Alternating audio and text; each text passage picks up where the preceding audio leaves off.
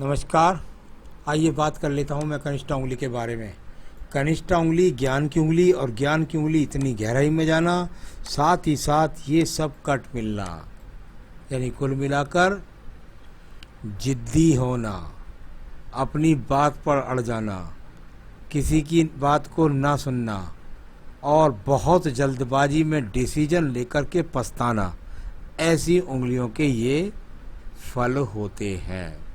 अब बात करता हूँ मैं सूर्य की उंगली के बारे में। सूर्य की उंगली यश और मान सम्मान के लिए जानी जाती है।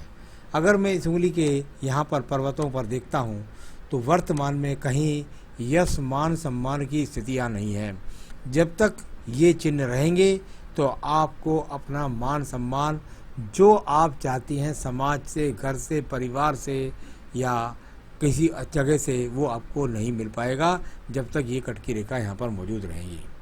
इसके बाद देखिएगा शनि की उंगली को। धन शनि की ढैया, शनि की साढ़े साथी आपके जीवन में आए तो और ज़्यादा कठिनाइयाँ, और वर्तमान की ये स्थिति में जब ये रेखाएं बन जाए तो धन का भारी लॉस किसी भी प्रकार से, चाहे घर से धन ना मिले, चाहे जहाँ जिस क्षेत्र में रहें, कर्म करें, वहाँ से अच्छा धन ना मिले, तो इस प्रकार के संकेत की यहाँ रेखाएं जब आपके जीवन में बनी रहेंगी तब तक आपका धन का संघर्ष भी चलता रहेगा। साथ ही साथ बहुत मोटा धन ऐसे व्यक्तियों का लुट जाता है। किसी पर भरोसा करके अपना मोटा धन ना दे दें, वरना वो लौटकर आपको नहीं मिलने वाला है। बृहस्पति की उंगली पर देखिए। बृहस्पति की उंगली कुल मिलाकर जब इसके सेकंड पर ये इस तरह के बड़े चिन्ह मिल जाएं तो अपने गलत डिसीजन पर, खास तौर से वैवाहिक जीवन के अंदर पछताना पड़ता है। इस बात की यहाँ पर रेखाएं हैं। और कुल मिलाकर के पति के साथ अगर जब भी शादी करेंगे आप, उसके बाद वैचारिक मतभेद रहेंगे यदि ये यहाँ पर रेखाएं मौजूद रहेंगी तो। अब बात करता हूँ बुध पर्वत के बारे में। बुध पर्वत कुछ सम निकला, कुछ अच्छा निकला, जैसी भी स्थिति है फिर भी आपके पास धन के आगमन तो निरंतर रूप से बने रहेंगे। ये एक अच्छा संकेत यहाँ पर मिलता है। यहाँ सूर्य पर्व को देखता हूँ तो सूर्य पर्व पर कुल मिलाकर एक रेखा इस तरह से सीधी चली जाए तो व्यक्ति को राज्य सरकार या अच्छे टेंडर्स के अंदर जॉब मिल जाती है। एक आड़ी रेखा होती है तो कुल मिलाकर कह सकते हैं कि आपके जीवन के अंदर धन के कमाने पर बहुत संघर्ष है, बहुत मेहनत है। अब बात करता हूँ शनि की पर्व के बारे में। शनि पर्व और शनि पर्व पर खड़ी हुई ये भाग्य रेखाएं भी हैं, बहुत मोटी हैं। जब मोटी रेखा होती है तो वो फलों में कमी कर देती है। फल क्या है इस पर्वत का? रोग। दूसरा क्या है? धन। यानी कि कुल मिलाकर स्वास्थ्य के प्रति भी सावधानी रखनी है, और साथ ही साथ आपको अपने धन पर भी, क्योंकि धन मोटे रूप का धन है, यानी कि जोड़ करके खां अपने धन को फेंक देना और नुकसान उठा लेना। अब बात करता हूँ इसके बाद में आपके बृहस्पति के पर्व के बारे में।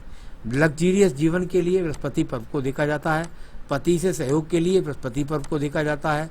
यहाँ पर यदि देखता हूँ तो अभी कोई ज़्यादा अच्छे फल नहीं दिख रहे, क्योंकि एज बहुत कम है, इसलिए इतना आगे तक का लग्जीरियस जीवन बोलना या कार या गाड़ी मकान बोलना वो यहाँ पर संभव नहीं है। हृदय रेखा को देखिएगा। हृदय रेखा कितनी मोटी। जब हृदय रेखा इतनी मोटी हो और बीच में टूट भी जाए तो व्यक्ति जिस व्यक्ति पर विश्वास करता है उस हृदय से संबंधित लोगों से व्यक्ति को दुख पहुंचता है, मन के अंदर दुख रहता है।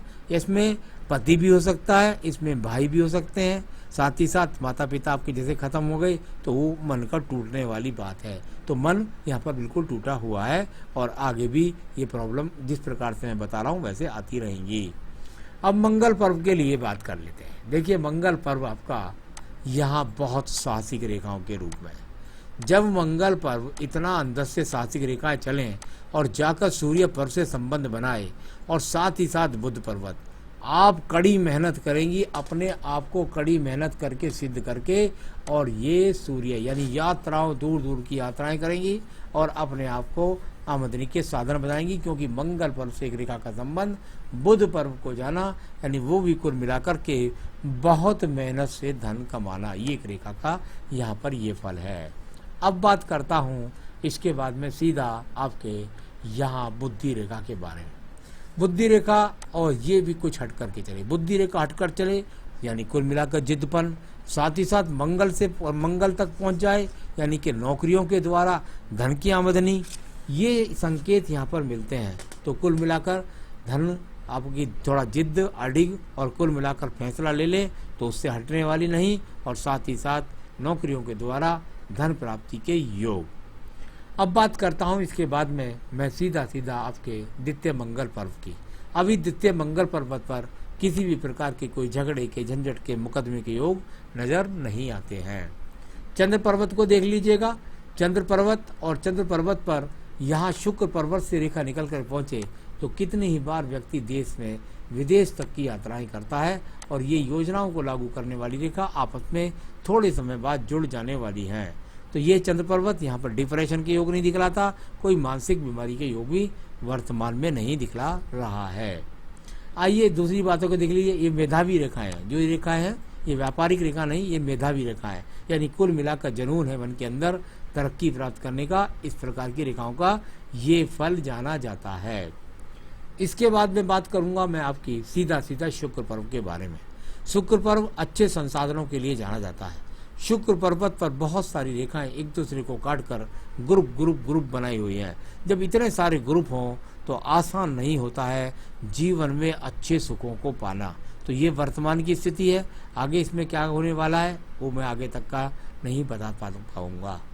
आइए बात करता हूं आपकी एक और रेखा के बारे में। देखिए यहाँ आपको दिखाई देगी आपकी बुद्धि रेखा के अंदर इन रेखाओं का मिलना। ये तो आपकी भाग्य रेखा चली गई, सीधी भाग्य रेखा गई।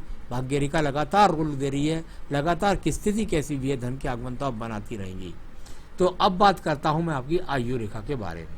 आयु रेखा आप यहाँ से देखेंगी इस तरह दिखाई देगी, लेकिन इसके साथ एक मंगल रेखा लग रही है, इसलिए मंगल रेखा के बाद एक दूसरा स्थान परिवर्तन की रेखा लग रही है। यानी कि अगर आप पहली रेखा को पढ़ेंगी तो आपको लगेगा कि मेरी उम्र केवल 50 वर्ष है, लेकिन ऐसा नहीं है। ये मंगल रेखा ने इसको छुआ और उसके बाद एक बड़े स्थान परिवर्तन की रेखा भी मिली। यानी कुल मिलाकर आपके जीवन में एक बड़ा स्थान परिवर्तन होगा 40 से लेकर के 45 वर्ष की आयु में। हो सकता है उस समय आपका मकान बने, हो सकता है एक शहर से दूसरे शहर में आप शिफ्ट करें, लेकिन कुल मिलाकर आयु की रेखा हो गई यहाँ 78। तो 78 वर्ष की आयु भी है, आगे भी रेखाएं बढ़ती रहती हैं। तो अब बात करता हूं मैं आपके सवालों की। पहला सवाल है आपका कि लेफ्ट हैंड के बीच में एक स्वास्तिक बना है, जरा उसको देख लेते हैं।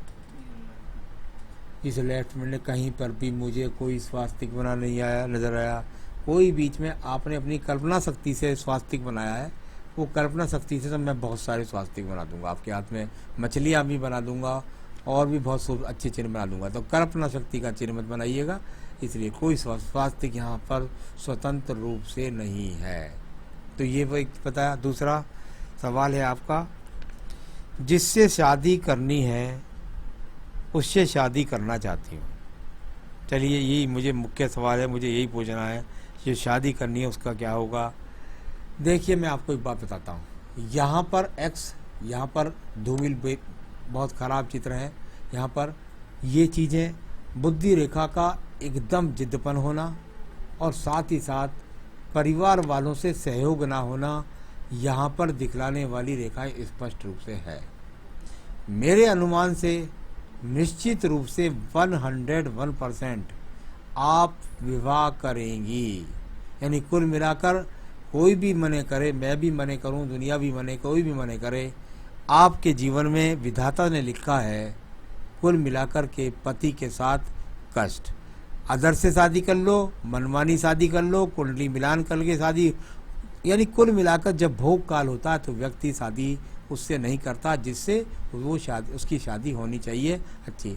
आपके वैवाहिक जीवन के अंदर विवाह आप करेंगी लव मैरिज, मुझे ज़्यादा लगता है, और साथ ही साथ उससे भी आपको बहुत अच्छा सहयोग आपके जीवन में नहीं मिलेगा। तो किसी से भी शादी करें तो यहाँ तो केवल मैं कहूँगा जिससे आप शादी करना चाहती हो उसी से आपकी शादी होगी। दूसरा आपने पूछा कैरियर के बारे में। देखिए कैरियर के बारे में मैंने आपको लगातार बताया कि आपके पास धन के आगमन निरंतर बने रहेंगे, लेकिन मैंने एक बात और भी बताया, अपना जुड़ा हुआ धन किसी को कभी भी मत दे देना, वरना लौट करके नहीं आएगा, चाहे आपका पति भी हो। तो कुल मिलाकर मैंने ये सारी बातें आपको बताई, आपके सभी सवालों का जवाब दिया। आपके जीवन में आपके पति के साथ बहुत अच्छे आपके संबंध रहें, उसके लिए बस मेरा उपाय मैं बनाना चाहता हूँ, और वो है आपका पुखराज पहनना। इस उंगली के अंदर आपको एक बेहतरीन सा पुखराज पहनना है। जो आपके रिश्तों को हमेशा शानदार बना रखे, आप दोनों के अंदर बहुत प्रेम बनाए रखे। ऐसा ही स्थिति को यहाँ पर बताने वाला ये आपको पुखराज पहनना ही पड़ेगा। अगर आप चाहते हैं कि मेरा वैवाहिक जीवन सुखी रहे तो एक बेहतरीन सा पुखराज पहनिएगा। आपके शादी का योग 2022 तक है निश्चित रूप से, इसके अंदर आप विवाह कर लेंगी।